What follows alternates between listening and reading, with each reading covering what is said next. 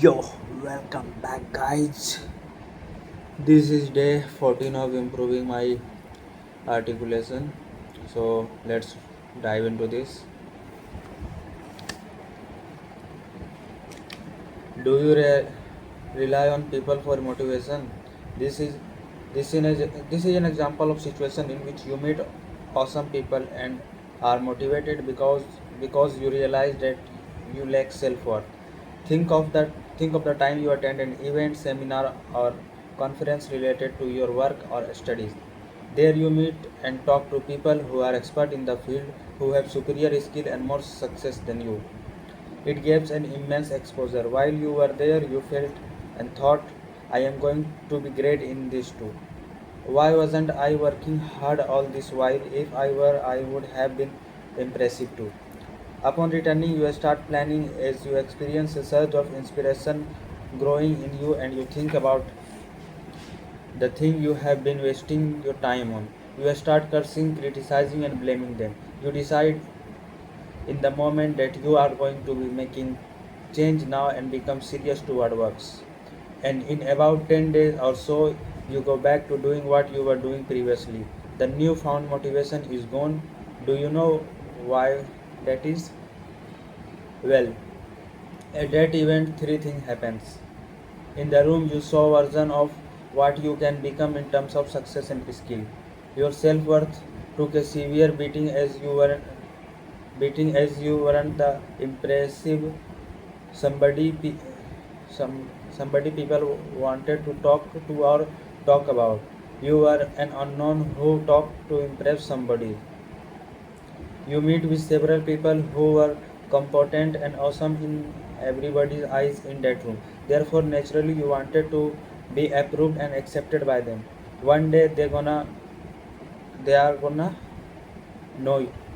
Hence, the motivation were created by winning success for yourself, wanting success so you can show to others that you are worth, and wanting approval and acceptance of the success people you meet.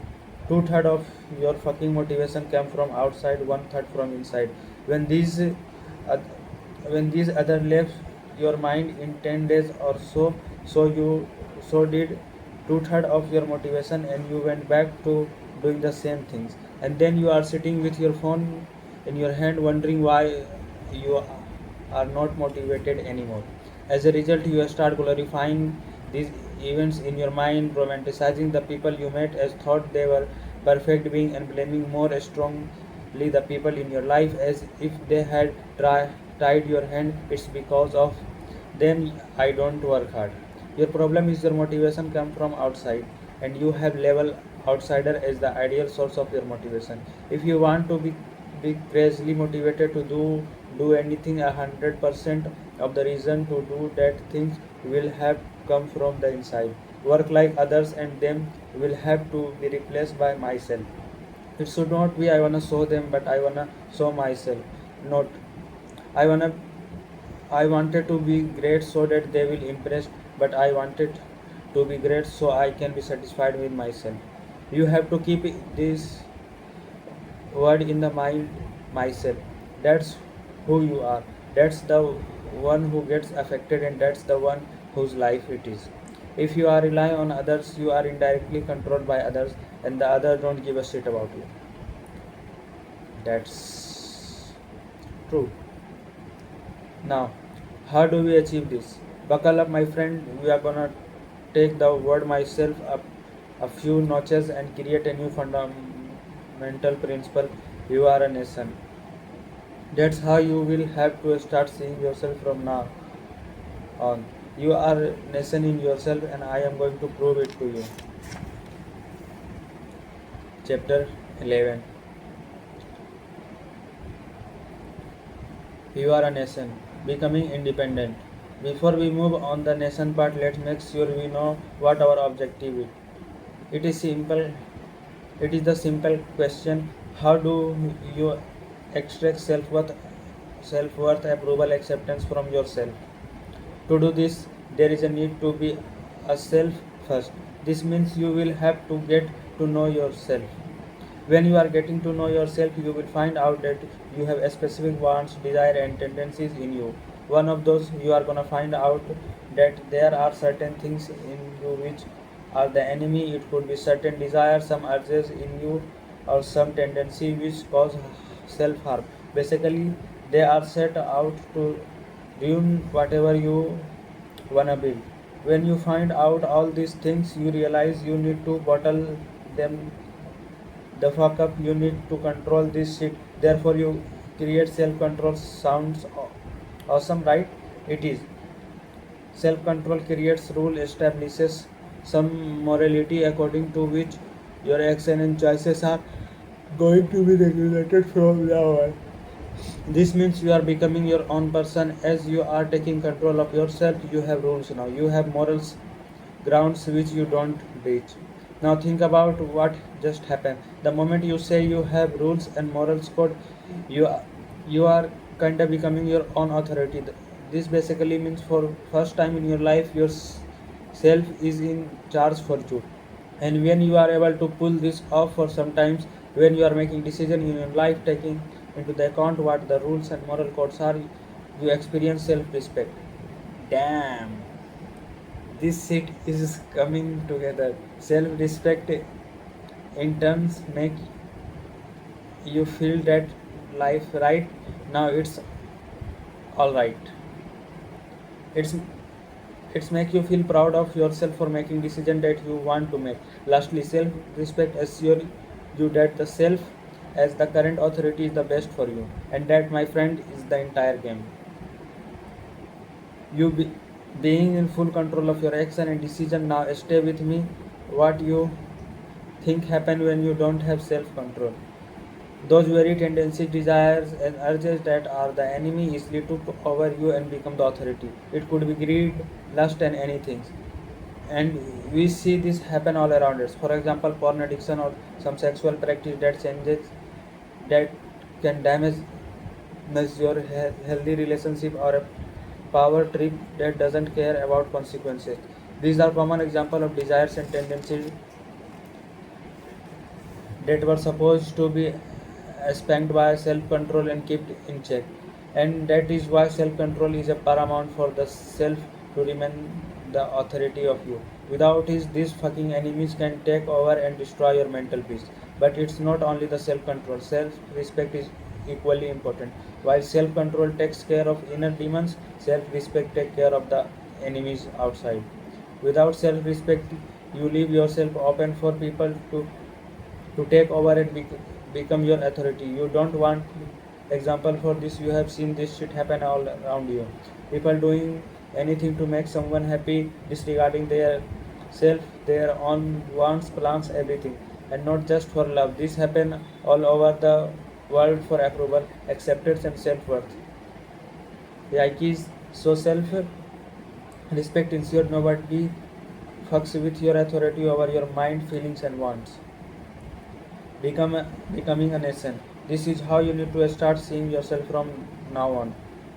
You are a nation, not just a person. Other people are other nations. Your parents, siblings, and those you love are neighboring nations. If you have a good relationship with them, it's great. If not, you both suffer. Yourself is the precedence of the nation. Your moral code and rule become your constitution. These rules comes from knowing what causes harm to the nation, and the moral code ensure what lines you will never cross.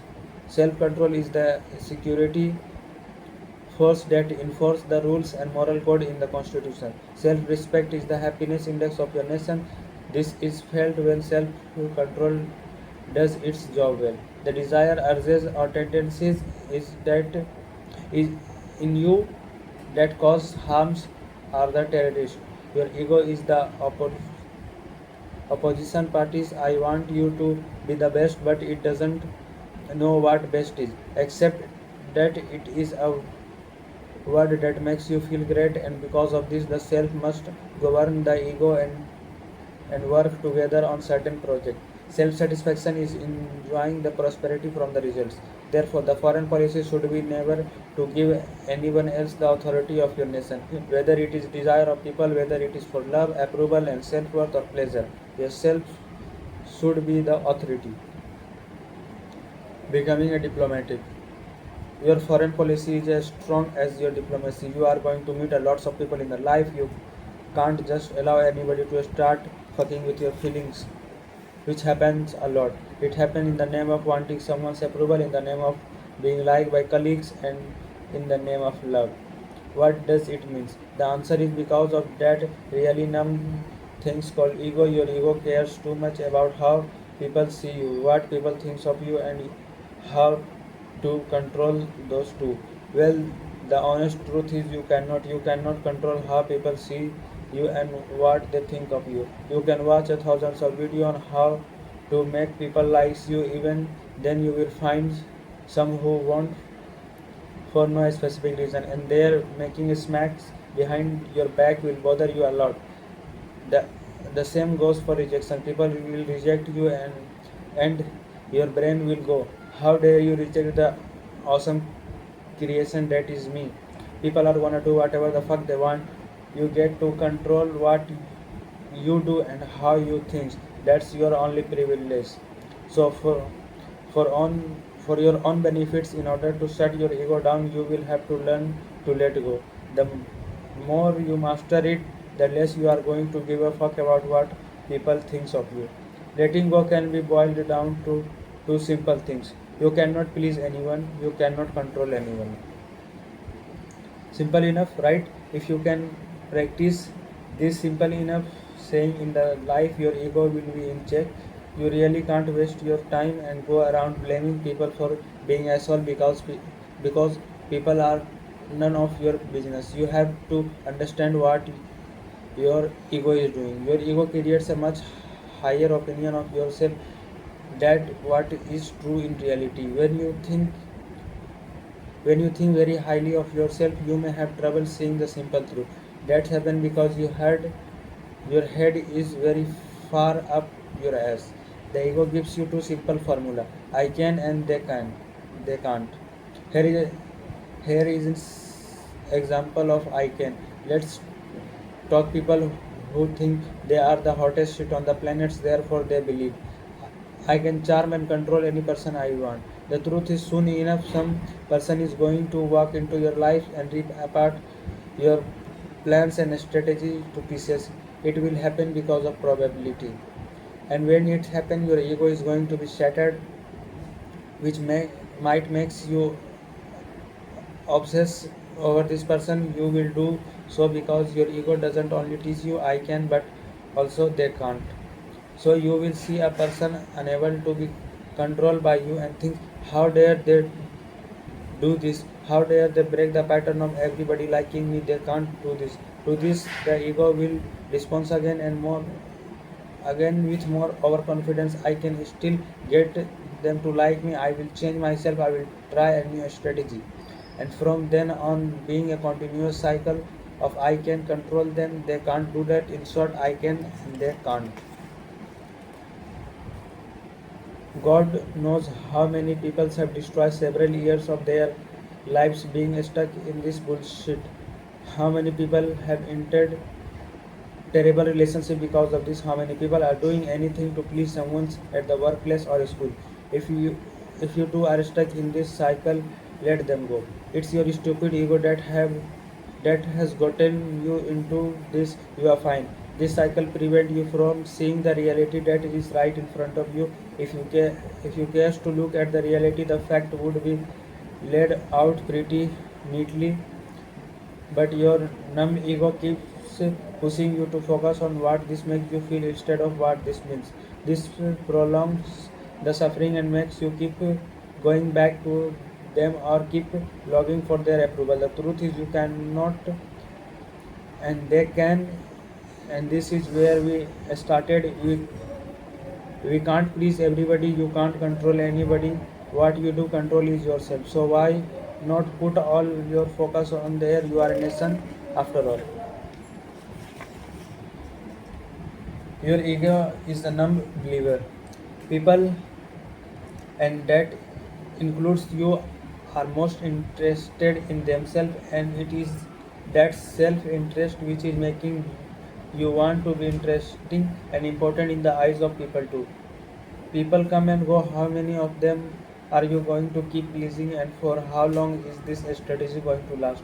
Finally, if they are most interested in themselves, what would make them give a shit about you as much as they give a shit about themselves? You are just a person they know. Whenever you feel bad or hurt because somebody is acting a little strange, scream in your mind if you have to. It is your stupid ego letting hurt you, my friend, are fine.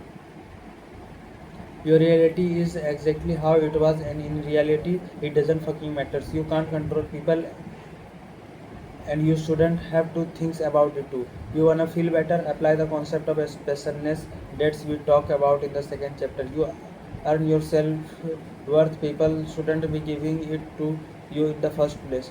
You allowed it, so stop it now. You have to become your own complete person, a complete nation in yourself that can take care of itself and is unaffected by others people bullshit. So the question becomes, how do you free yourself, and from whom especially do you have to free yourself? Think again. Will be a journey. You- We will have a clear a lots of concepts that you have been taken for granted, such as heroes, goods and bads, and about people. Without clarity, changes is plagued by plagued by confusion, and when you are confused, any person can easily become your authority and make you their followers. All they have to do is convince you that they know more, hence they should direct you. This is the journey on which it will become clear to you that you are capable of directing yourself. This was for the day. Let's see you in the next video. Till then, keep going. I'm rooting for you.